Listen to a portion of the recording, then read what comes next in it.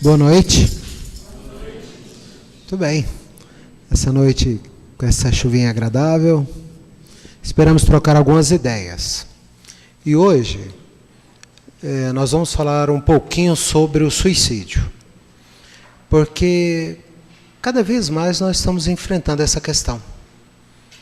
Muitas vezes as pessoas estão enfrentando depressão, doenças neurológicas, psiquiátricas, perdas, sejam perdas ligadas à saúde, ligadas a relacionamentos, ligadas ao emprego, e por vezes o desespero bate. E muitas vezes alguns se sentem tentados com relação ao suicídio. No entanto, a doutrina espírita ela é maravilhosa quando ela nos mostra que a vida não acaba.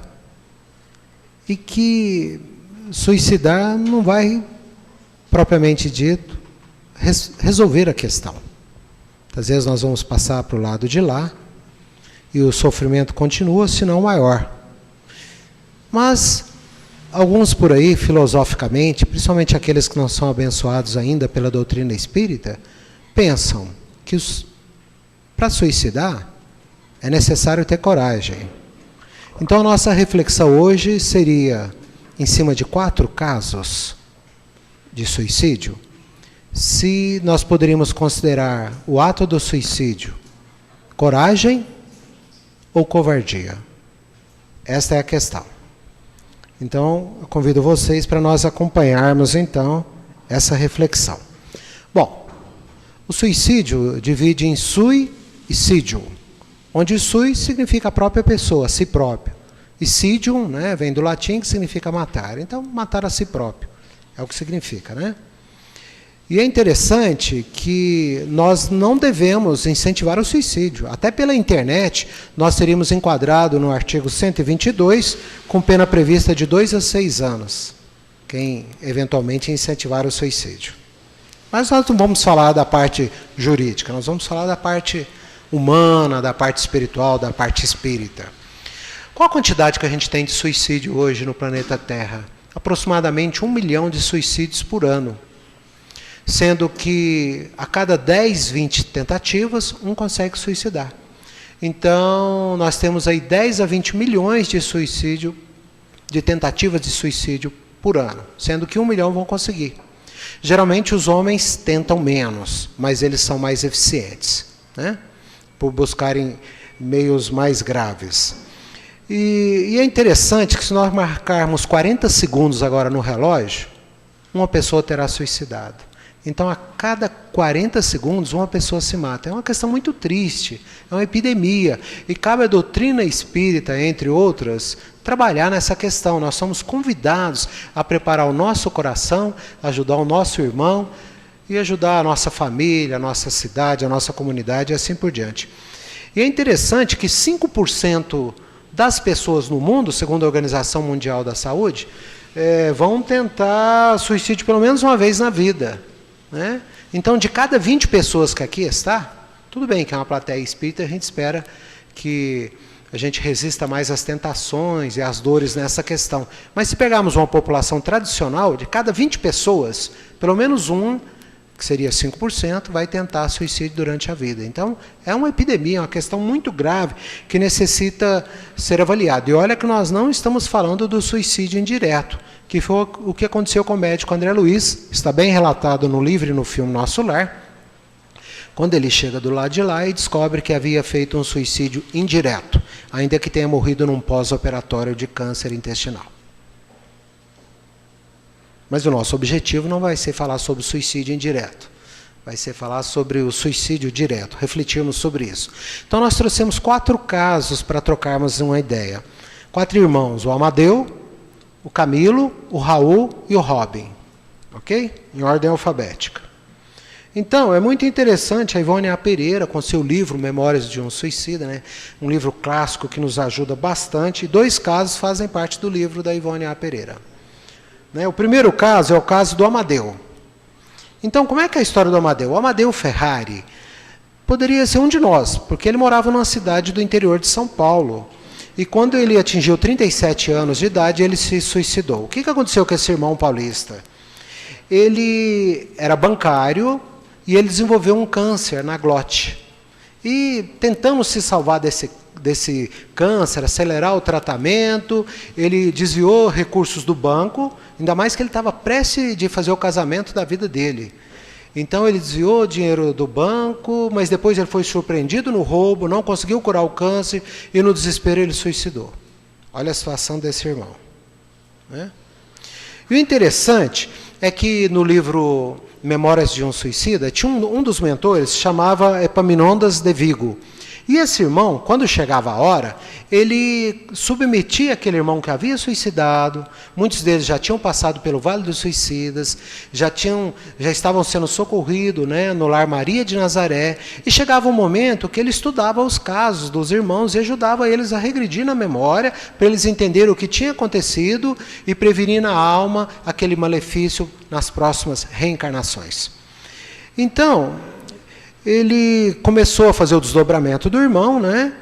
E ele falou que não compreendia por que ele tinha sofrido tanta desgraça, né? Na hora que ele ia casar com a mulher preferida, na hora que ele trabalhava no banco, ele estava cheio de promessas valorosas, um câncer destruidor, a tentação do roubo e depois o suicídio. Muito bem. E histórias como essa poderiam acontecer com todos nós, como bem destacou o mentor Epaminondas de Vigo desse livro. E aí, quando eles começam a observar e fazer uma regressão, eles observam que o Amadeu, ele, então português, foi um dos que traficou escravos em 1840 da Angola para o Brasil. Então ele era um traficante de escravos. E o que aconteceu com ele? Ele era muito truculento. Naquela época, para se dar bem no negócio, ele vendia, separava mãe de filho, ele castigava a menor questão, ele castigava com fome, com sede, com chicote. Ele realmente tinha uma fera dentro de si e utilizava muita frieza e dureza, por assim dizer, no seu negócio de trazer escravos da Angola para o Brasil. Bom, mas teve uma questão que marcou bastante ele, é que, do ponto de vista de pedófilo e de estupro, ele pegou uma jovem escrava negra, mal saída da infância, e estrupou ela. E o pai dela, que trabalhava para ele, né, 60 anos, um escravo velho, ficou muito revoltado, porque aquela irmã, quando foi estrupada, uma escrava jovem, né, mal saído da puberdade, ela se suicidou. Se sentiu desonrada, ferida e suicidou. E esse senhor, pai dela, foi tomar o brio dele, foi conversar com ele. Como é que ele fazia aquilo? Foi chamar a atenção dele. O que ele fez? Mandou os capatazes pegar aquele escravo, né, que chamava seu Felício, e mandou cortar a língua dele e queimar a língua dele, para que ele não falasse mais nada. Olha o que ele fez. E depois disso, ele buscou esquecer aquilo, e ele ficou rico e voltou para Portugal como um senhor honesto. Afinal de contas, trabalhou na colônia do Brasil e voltou rico e honesto, por assim dizer. Ora, quando ele desencarnou, não deu outra. Os africanos, né, os irmãos escravos que ele havia separado, matado, maltratado, perseguiram ele, né, e levaram ele lá para a África. E para todo lugar que ele virava, ele escutava acusações. Você fez isso, você fez aquilo, você matou meu filho, você me separou da minha mãe, e assim por diante. E ele tanto lembrava aquelas cenas e se sentia culpado, e não era para menos, que ele se enlouqueceu. Ele enlouqueceu lá nas savanas africanas. Quando ele enlouqueceu, aí eles perderam meio que o interesse por ele, né? Porque a gente gosta de perturbar alguém que está sofrendo, né? Quando esse alguém não registra mais o sofrimento, perde um pouco a graça. Mas, finalmente, aqueles que interessavam pela recuperação espiritual dele foram socorrê-lo, depois que ele já tinha, por assim dizer, purgado bastante o sofrimento, né? E encontraram ele lá demente, enlouquecido. E quem que apareceu para socorrê-lo? O velho escravo Felício, que já havia perdoado, né? Muitas vezes a experiência da escravidão, para aqueles que sabem aproveitar, como as experiências de dor e sofrimento, elas são muito valiosas, a gente cresce bastante nessa experiência, né? Então, nós temos uma mentora que também atuou bastante em Franca, chamada Mãe Zeferina, que ela foi nobre na corte francesa, mas ela realmente só veio evoluir quando no Clombo dos Palmares, na Bahia, ela foi escrava e realmente evoluiu bastante. Hoje ela protege o movimento espírita brasileiro. Então ele chegou para ele e falou: vem, Nhonhô, vamos sair daqui. E ele aceitou, acompanhou ele e foi a partir daí socorrido. Só que na outra reencarnação ele tinha aquilo para resolver na sua alma, aquela lesão. Mesmo que ele tenha sido perdoado, a consciência dele gravava que aquilo não estava certo, que ele precisava de aprender com aquilo, mas ainda não foi nessa reencarnação no interior paulista que ele conseguiu vencer. Porque quando, ao pagar, por assim dizer, a lesão que ele havia comprometido na língua, na garganta do seu Felício, que agora era pai dele naquela reencarnação, ele não aguentou a provação do câncer e suicidou. Mas conhecendo toda essa fenomenologia, fazendo os cursos no plano espiritual, a gente quer crer que na próxima reencarnação, que talvez já tenha acontecido, ele tenha mais forças para vencer. Então, esse é o caso do nosso irmão Amadeu, recordando que poderia ter acontecido com qualquer um de nós, e que Jesus está sempre nos convidando ao reequilíbrio. Muito bem.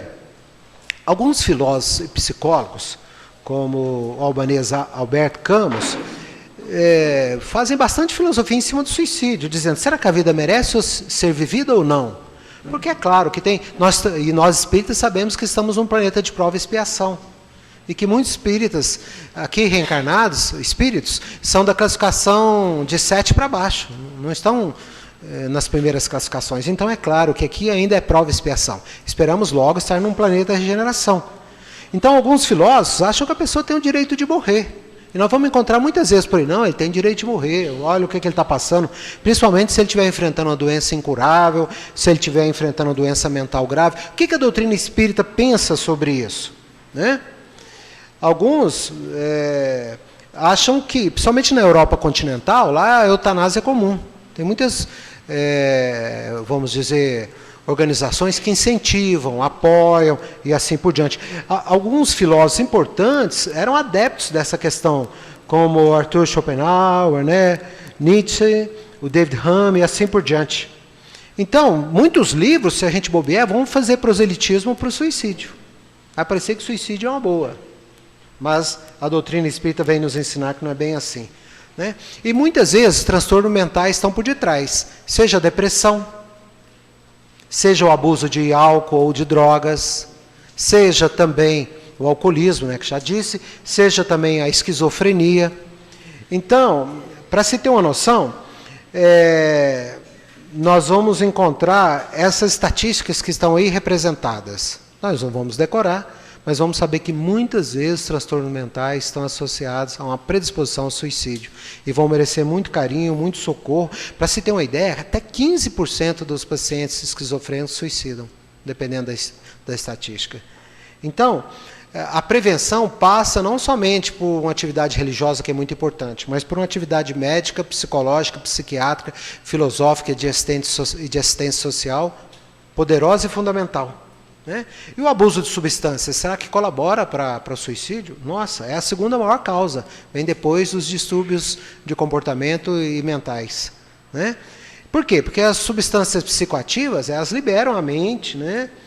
Elas geram situações de muita gravidade, principalmente se for adolescente. Se for adolescente, então, até 35 anos de idade, principalmente, hoje a adolescência é um pouco esticada, de certa forma. Né? E muitos não saem mais de casa e assim por diante. Então, às vezes, sobretudo em adolescente, o abuso de entorpecentes, de drogas, vão colaborar até em 70% para o suicídio. Então, é uma questão muito importante. Então, o suicídio é realmente um grave problema de saúde mundial. Vamos falar do segundo caso. O segundo caso é o Camilo. É o Camilo Castelo Branco, né, poeta português, que no livro Memória de Suicida, ele aparece com o nome Camilo Cândido Botelho. Né, ele aparece com um nome diferente para disfarçar. Então, ele viveu durante 65 anos, tendo nascido em 1825 e falecido em 1890, suicídio através de um tiro. E ele foi tão importante que, assim como nós temos as novelas mexicanas, ele era o criador, de certa forma, das novelas portuguesas. Esse livro, Amor e Perdição, é o mais famoso dele. Ele escreveu 137 obras, sendo que chegou a receber o título de Visconde, concedido por Dom Luís I. Ele foi muito importante na literatura portuguesa, aí tem 2 fotos dele, na Academia de Lisboa, e é o principal caso do Memórias de um Suicida.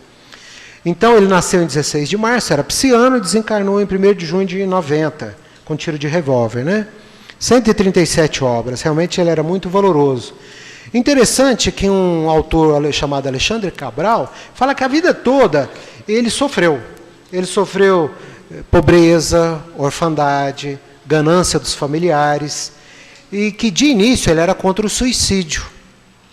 Mas depois, a partir de 1856, tem uma carta dele, então ele tinha 31 anos de idade, que mostra que ele já estava com, olha que ele viveu até 65 anos, mas com 31 anos ele já mostrava a tendência dele para o suicídio. Ou seja, ele tinha uma tendência para distimia, para depressão. Então, se a gente perceber a distimia, né, o mau humor, a depressão, se a gente cuidar e tratar, ajuda muito. Se ele tivesse, talvez, uma crença religiosa, reencarnacionista, talvez ele não tivesse feito isso. É interessante quem pesquisa notar que ele já tinha essa tendência. E ele falou o seguinte, que ele estava ficando cego, e ele tinha medo de se ficar cego para valer, ainda mais que ele era jornalista, um escritor, 137 obras, que ele não aguentasse se suicidasse. E ele chamou de um venéreo inveterado, e sofria diplopia. Então eu tenho a impressão, na qualidade de infectologista, que ele teve neurosífilis. Ficou cego, a sífilis hoje está voltando, provavelmente foi essa doença, não é certeza. Interessante que a sífilis também colaborou para a morte do André Luiz. Uma das causas do câncer dele, como está no nosso lar, foi a sífilis, né? Então, as doenças sexualmente transmissíveis, elas são muito importantes. Ok? Infelizmente, como está nesse texto do dicionário do Camilo Castelo Branco por Alexandre Cabral, nessas páginas, edição de 88, ele segurou um pouquinho ainda por causa de um filho que ele tinha, chamado Nuno, mas aí ele ficou cego para valer e não deu conta e suicidou.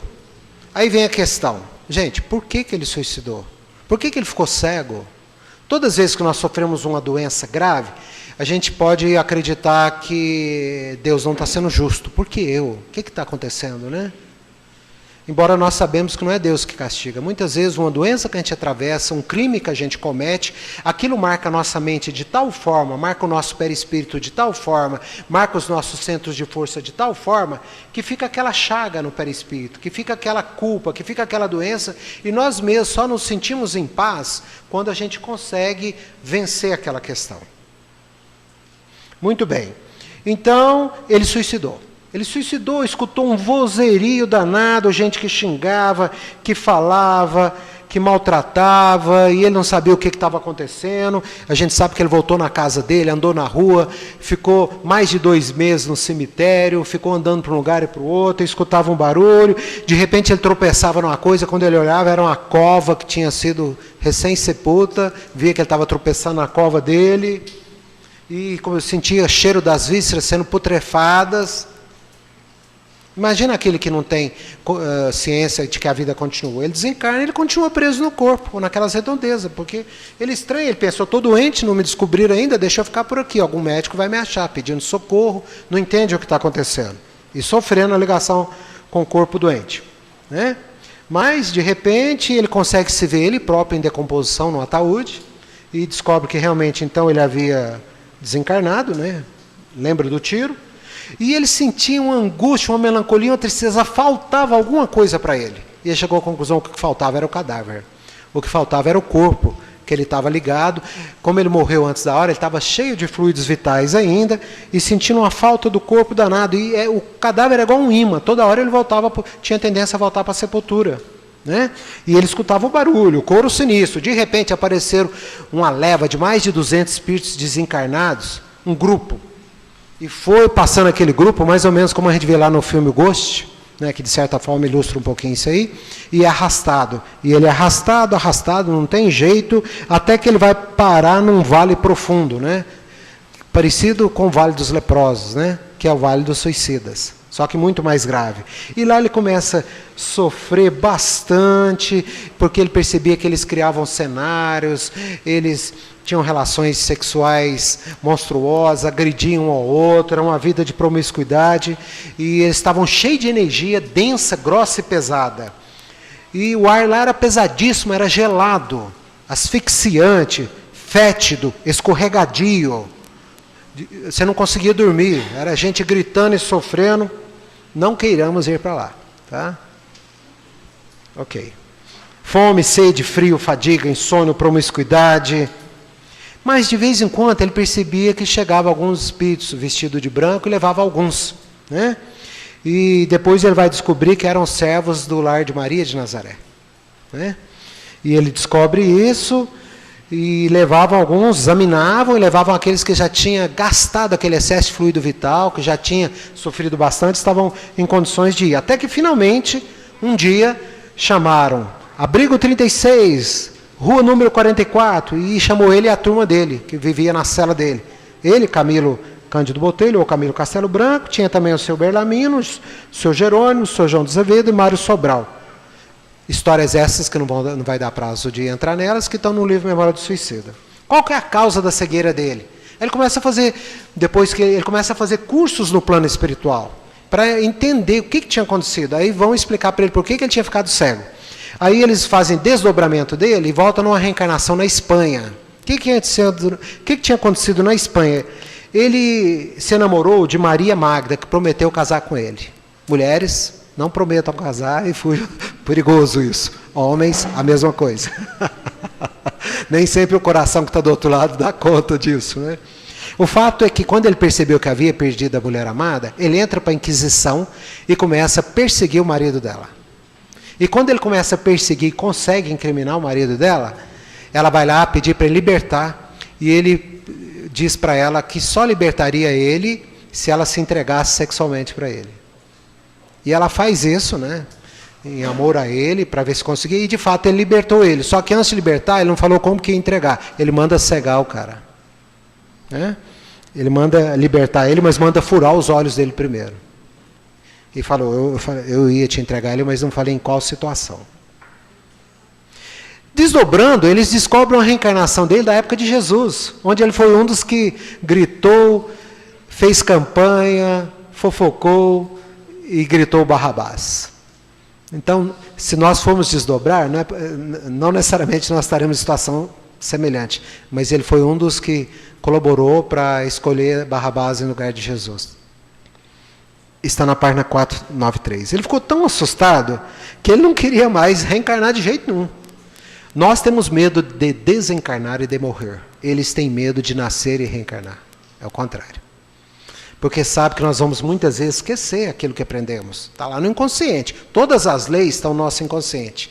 E talvez nós vamos cometer erros importantes, né? Então, para nós termos uma ideia, ele ficou 2 meses no cemitério, né? Ficou 7 meses antes de internar no Vale do Suicida. Depois que ele internou no Vale do Suicida, ele ficou 13 anos. Depois, ele começou a estudar e ficou mais 39 anos, completando 52 anos no plano espiritual antes de reencarnar. Ele conseguiu postergar a reencarnação. Ele tinha notas tão boas no plano espiritual, fazia um curso atrás do outro, que ele foi conseguindo postergar, atrasar, postergar, para aprender mais, para ver se, quem sabe, ao reencarnar, e com certeza já reencarnou, se ele não repetiria o mesmo ato do suicídio. Acreditamos que ele tenha conseguido vencer. Então, Jesus está nos convidando, né? E nós sabemos que algumas questões também são fatores de risco, como, por exemplo, perda de emprego, morte de ente querido, desastres naturais, divórcio, doença. Essa idade entre 13 e 19 anos, perigosa. Vamos acompanhar os nossos filhos nessa idade, até os 35 anos ainda, mas de 13 a 19 mais ainda, né? Depois de 65 anos de idade, é perigoso também. Aqueles que têm uma rede social restrita, é perigoso. Então, hoje, Facebook, WhatsApp, por incrível que possa parecer, pode ajudar um pouquinho também, sem viciar. E se uma pessoa teve uma tentativa de suicídio recente, presta atenção, porque existe um risco maior dela repetir dentro de 2 semanas. Nós espíritas precisamos saber disso. Ok? Então, é importante a gente encaminhar a pessoa para o psicólogo, amparar para a religião, psicólogo, psiquiatra, medicação. No início da medicação tem que acompanhar, porque às vezes a pessoa está tão depressiva, mas quer suicidar, que ela não tem força para suicidar. No início do antidepressivo, ela melhora tanto que aí ela consegue suicidar. Ela ganha energia, se ela ainda não se convenceu que não deva fazê-lo. Então é importante a psicoterapia, a ajuda da psicologia. Por isso que quando lançaram o Prozac, que é o primeiro nome comercial da fluoxetina, tiveram algumas matérias, né, Carol, que falava que aumentava a taxa de suicídio. Muito bem. Então, o que a gente não deve fazer quando fica sabendo que alguém tentou suicídio? Ignorar, ficar chocado, ou então desafiar a pessoa, vai lá, suicida mesmo, ou varrer o problema para debaixo do tapete. Isso a gente não pode fazer, não deixá-la sozinha. O que a gente deve fazer? Ouvir calmamente a pessoa, pedir ajuda a um profissional de saúde, em caso de emergência levar para um hospital, acolhimento é fundamental. Bom, no Missionários da Luz, a gente tem um caso muito interessante, que é o caso do Raul. Como é que é o caso do Raul? Está no capítulo 11. O Alexandre, que era o mentor do livro Missionários da Luz, é procurado por duas senhoras, que era a dona Esther e a dona Etelvina. E elas queriam socorro, porque o marido havia sido assassinado, seu Raul. E elas queriam ajuda, queriam uma comunicação no centro, espírito, queriam saber o que tinha acontecido. Então, Esther era casada com Raul, tinha 12 anos, tinha 3 filhos. Ela tinha tido um primeiro namorado, noivo, que chamava Noé. Mas, infelizmente, ele tinha suicidado, ninguém sabia por quê. Acreditava que isso poderia ter acontecido. E o Raul foi assassinado na via pública com um tiro. Alguém tinha, talvez, assaltado e matado ele. E ela vai procurar ajuda. Né? Quando eles vão tentar ajudar, vão correr atrás do Raul, descobrir onde é que o Raul estava, começaram a fazer entrevistas, perguntar, onde é que eles vão encontrar o Raul? Um mentor que vigiava a região, a casa, falou assim, ele suicidou, infelizmente, não foi assassinado. Ele é um suicida. E veio um bando e arrastou ele. Onde é que eles encontram ele? Num frigorífico. Levaram ele para um frigorífico. Então tinha um frigorífico, onde matava, obviamente, boi e vaca, e tinha muitos espíritos sofredores, obsessores, que sentiam muita necessidade de energia vital grosseira, e ficavam sugando a energia que escorria do sangue dos boi e das vacas. Né? Eles eram muito, como muitos de nós, que gostam de um churrasco mal passado. Boi berrando. E foram lá sugar essas energias negativas. É claro que à medida que nós fomos evoluindo, nós vamos diminuindo o hábito da carne. Essa é uma das questões, não a principal. Como diz Jesus, importa mais o que sai da boca do homem do que o que entra. Mas essa é uma questão que um dia a gente vai enfrentar. Muito bem. Então, eles levaram ele para lá, sugaram a energia dele até ele ficar sem energia e desmaiar. Então, encontraram ele, por assim dizer, em coma. Ah, existe coma no plano espiritual? Existe. Ele estava em coma. Totalmente sem energia. Aí eles deram uns passes nele, conseguiram reanimá-lo, e aí, depois que ele animou, levaram ele para um pronto atendimento de socorro no plano espiritual, ele foi explicar. Aí ele explicou, tinha um amigo chamado Noé, um amigão do peito. Aí esse amigão me levou para conhecer a noiva dele, Esther. Quando eu vi a Esther, me apaixonei. Aí não teve jeito. Eu comecei a tomar um veneno devagarzinho. Então o Raul começou a tomar um pouquinho de veneno todo dia, para o organismo dele se acostumar com o veneno. Essa era a intenção. E um determinado dia ele chamou Noé, que não estava acostumado a tomar aquele veneno em pequenas doses, o fígado não estava acostumado, administrou o veneno no vinho, ele tomou o vinho, como já era acostumado com veneno, não morreu. O Noé tomou o vinho, não era acostumado com veneno e morreu. Aí ele cercou a noiva de atenção, né, ficou parecendo com o Noé que tinha suicidado, mas foi assassinado. Cercou a noiva de atenção, ficou amigo, depois casou com ela, teve 3 filhos. Toda vez que ele abraçava a mulher, tinha um carinho dos filhos, ele pensava, isso não me pertence, eu roubei de alguém. E a culpa dele ficou tão grande, ele estava ameaçando ficar louco. Ele falou, eu vou me denunciar. Mas se eu me denunciar, eu vou manchar a imagem da minha esposa e dos meus filhos. Aí ele simulou um assalto e suicidou. E jogou a arma fora assim na hora que ele deu o tiro. No ato de supremo esforço. É isso que aconteceu com ele. Então alguém que envenenou um próximo e na culpa se suicidou. Esse é o caso de Raul. Mas ele não foi para o Vale dos Leprosos, não. Nem todo mundo vai para lá. Tá? Ele foi e rapidamente ele foi socorrido. Porque, de certa forma, não existe 2 suicídios iguais. Ele estava preso na culpa, no remorso, e assim por diante. Essa foi a história dele, então. Isso pode acontecer com cada um de nós. Vou passar mais rápido, porque realmente o tempo está acabando. Originalmente foi feita em 1 hora essa palestra. Muito bem. Mas, afinal de contas, é coragem ou covardia suicidar? A pergunta ainda está aberta. Tem algumas seitas pró-suicídio, principalmente na Idade Média, que falava que toda forma de vida devia ser considerada como um cárcere. De novo, estão os filósofos aí, falando mal da reencarnação, não sabem a bênção da reencarnação. Né? Até Platão caiu nessa cilada, quando ele argumentava que o suicídio não é errado, quando o indivíduo está condenado à morte pelo Estado. No caso, ele citava Sócrates, mas Sócrates não quis suicidar. Quer dizer que ele não estava, então, totalmente se baseado no exemplo do mestre dele, que era Sócrates. Né? Então, até ele acreditava que o suicídio poderia ser válido. Mas nós sabemos que a doutrina espírita pensa de uma maneira diferente. Ok.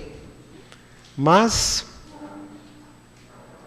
nós vamos, então, recordar que mesmo em outras religiões, como no hinduísmo, o suicídio é desaprovado.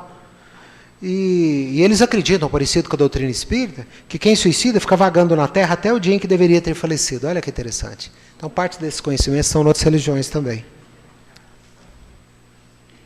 Vamos falar do último caso, então, que é o Robin. Bom, Robin Williams provavelmente ficou conhecido por muitos de vocês. Ele ficou famoso quando desempenhou um alienígena na TV americana chamado Mork. Ele ganhou o Oscar de melhor ator coadjuvante com o filme Gênio Indomável. Né? Ele ganhou o Oscar de melhor ator coadjuvante. E ele nasceu em 21 de julho de 51 e faleceu há 2 anos, em 11 de agosto de 2014, enforcado. Muitos de nós assistimos filmes lindos com Robin Williams, inclusive alguns de cunho espírita, como, por exemplo, O Amor Além da Vida, onde ele vai buscar a esposa suicida lá no plano espiritual, no umbral. Então, o dia que ele suicidou, eu confesso que fiquei muito chocado, porque eu considerava que um dos filmes onde ele era o ator principal era uma boa campanha contra o suicídio, nesse filme Amor Além da Vida. Fez aquele filme Patch Adams, onde ele se fantasiava de palhaço para alegrar os doentes no hospital, né? E ele fazia isso na vida verdadeira também, não era só da cabeça dele.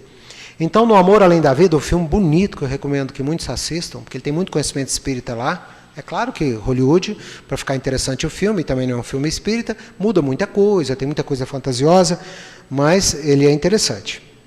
Então, ele morreu por enforcamento. Dizem que ele estava muito deprimido, e ele foi, então, cremado. Mas ele fez vários filmes, Bom Dia Vietnã, Popeye, teve filmes que foram campeões de bilheteria, chegou a ser considerado entre os melhores 25 atores do mundo. O nome dele está lá na Calçada da Fama, em Los Angeles. E ele passou por vários sofrimentos, cocaína, mas ele largou o vício quando um amigo dele morreu de overdose. Né? E ele chegou a ser alcoólatra em 2006, se internou, teve um problema na válvula aórtica, teve que ser operado.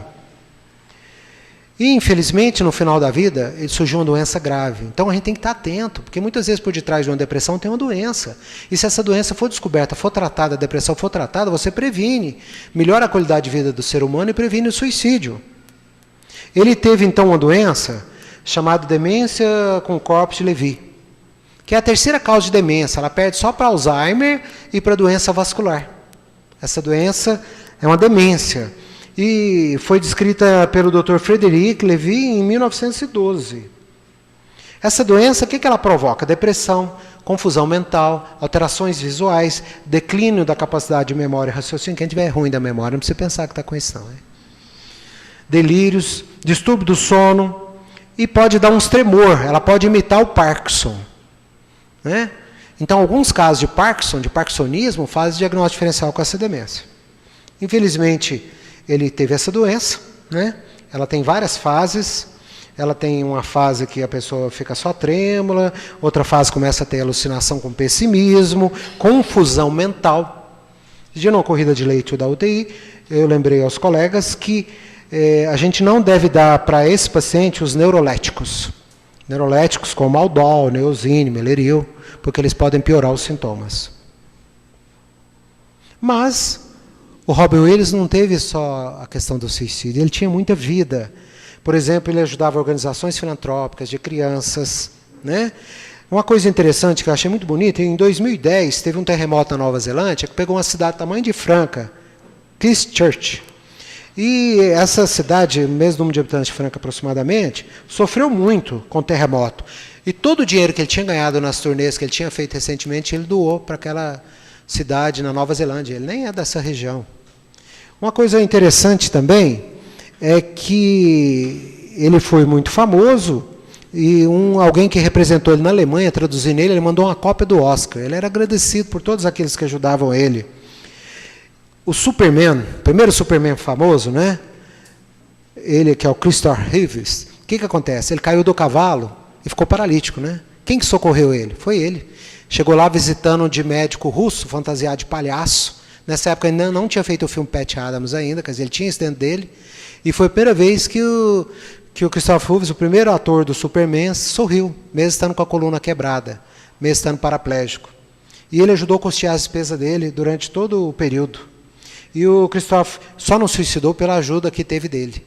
Olha que coisa interessante. Aí fico pensando, se o Robin Williams não tivesse tido essa doença neurológica, essa depressão profunda, ele era um cara alegre, cheio de vida, será que ele tinha feito isso? Provavelmente não. Então nós temos que estar atentos em todas as idades, não só na adolescência, mas na senilidade também. Né? Quando o pessoal estava filmando a Lista de Schindler, aquele filme lá, né, dos nazistas, era tão triste que muitas vezes o Steven Spielberg ligava para ele e pedia por telefone para ele alegrar o pessoal que estava fazendo a filmagem, para eles não ficar tristes. Ele contava piada, alegrava por telefone. Olha que interessante. O cara cheio de vida mesmo. Né? Só para brincar, algumas frases famosas de Robin Williams. Algumas pessoas dizem que Jesus não era judeu. É claro que ele era judeu. 30 anos, solteiro, vive com seus pais. Qual é? Ele trabalha com o negócio do seu pai. A mãe dele pensava que ele era um presente de Deus. É claro que ele é judeu. Isso foi uma brincadeira que ele fez, né? Outra brincadeira, nunca brigue com uma pessoa feia. Ela não tem nada a perder. Ele era um cara bem-humorado, né? Não importa o que as pessoas digam, palavras e ideias podem mudar o mundo. Mas, para a gente encerrar, finalmente, suicídio é coragem ou covardia? O que vocês acham? Caminhar não é fácil. Dia 10 de setembro é considerado o Dia Mundial de Prevenção ao Suicídio. Bom, Emmanuel fala que nós sairemos da morte quantas vezes forem necessárias, mas da vida jamais sairemos. Lembremos-nos de que, por vezes, perdemos a casa terrestre, mas estamos a caminho da casa celeste. E muitas vezes, feridas do corpo vão curar as chagas da alma. É bonito esse texto do Fonte Viva, do Emmanuel. Então, para a gente não se perturbar na luta, porque muitas vezes a derrota vai antecipar a vitória. Muitas vezes nós temos trovoadas, mas no outro dia é a calmaria. Muitas vezes a noite escura, mas se a gente prestar atenção, vamos achar alguma estrela e no outro dia a luz vai voltar novamente. E na passagem está lá, tem 100 ovelhas, mas se umas perder, Jesus vai atrás, o pastor vai atrás. Então, não importa se nós nos perdermos, Jesus vai nos ajudar e correrá atrás de nós. Vamos abrir o nosso coração. Mas é claro que se a gente puder evitar o suicídio, é melhor. Suicídio é coragem ou covardia? Nem coragem, nem covardia. Suicídio é uma ilusão, que a vida continua. Suicídio vem muitas vezes pelo medo que estamos enfrentando, pela carência que estamos enfrentando, pela depressão que estamos enfrentando, pelo sofrimento que estamos enfrentando. E por mais que pareça estranho, é um pedido de socorro. Nem coragem, nem covardia. Os grandes navegadores devem sua reputação aos temporais e tempestades, segundo esse filósofo. Não desistas. Uma boa caminhada para todos nós. Muito obrigado.